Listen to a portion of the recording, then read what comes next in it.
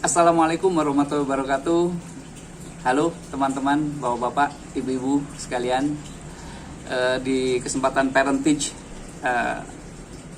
saya kali ini, saya ingin bercerita sedikit dan berbagi tips tentang seringkali anak-anak kita senang dengan hal-hal yang baru kan? Ya, mereka suka pada hal yang baru, pengen tahu pada hal-hal yang baru. Pokoknya bahasa Jawanya itu gelitis gitu ya. Kadang-kadang ada kucing ditarik ekornya, itu yang berani. Tetapi kebanyakan anak-anak pada hal yang baru untuk khususnya binatang, mereka takut ya, pada awal-awalnya takut karena mereka terbiasa bertemu dengan sesamanya, yaitu bangsa manusia. Jadi ayah, ibunya, kakeknya, neneknya, tante, om, teman dan sebagainya. Jadi dengan hewan untuk anak-anak khususnya usia-usia dini, ketika bertemu itu nggak langsung terus tiba-tiba akrab begitu. Jadi ini apa penyebabnya sebenarnya? Jadi kalau kita lihat di keseharian ya, kalau ada anak dia sedang senang sekali dengan kucing, bisa jadi setiap hari dia di rumah memang ada hewan yang dipelihara mungkin oleh orang tuanya sehingga dia terbiasa. Tetapi berbeda dengan yang belum pernah sama sekali, apalagi ketika bertemu dengan hewan-hewan lain. Ketemu cacing sudah takut, ketemu cicak takut, ketemu serangga kecil takut dan sebagainya. Ya, itu sesuatu yang wajar. Dan di sini penting kita sebagai orang tuanya memberi dorongan, memberi dukungan. Jadi tidak mewariskan ketakutan kita pada hewan untuk anak-anak kita. Jadi kita nggak perlu mewariskan itu karena dunia dia berbeda dengan dunia kita. Zamannya juga beda.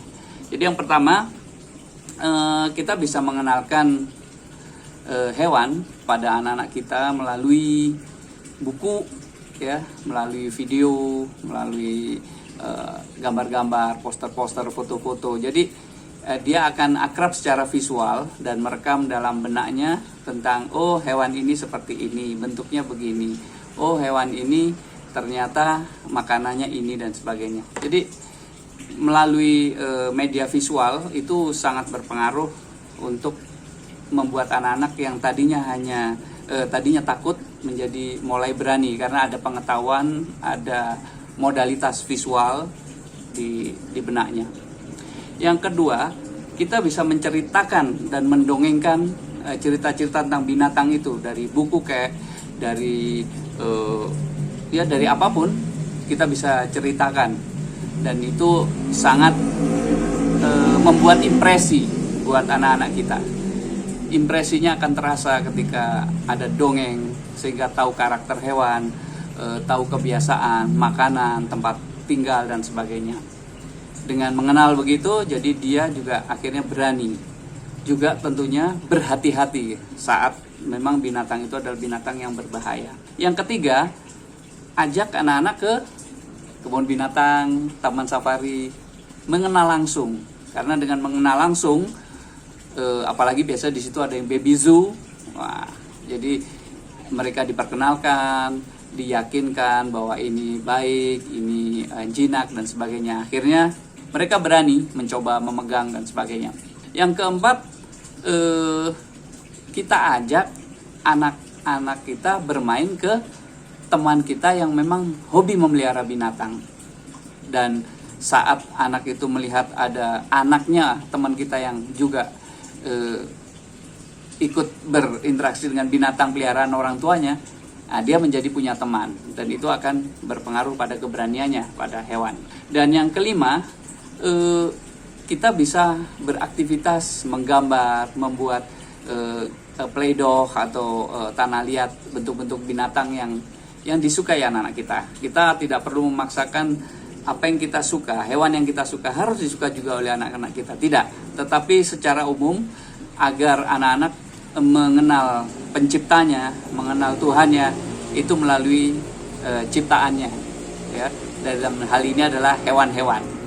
Jadi mengenal, mempelajari, bersahabat dengan hewan itu bukan berarti kita nekat. Ketika binatang yang berbahaya, kita juga harus hati-hati. Jadi yang dibutuhkan di sini adalah pengetahuan. Ketika seorang mempunyai pengetahuan, dia akan lebih berani, bisa bersikap, jalan logikanya, rasanya, dan sebagainya. Itu dulu, mudah-mudahan putra-putri kita tidak takut pada hewan, mengenal, berpengetahuan tentang hewan.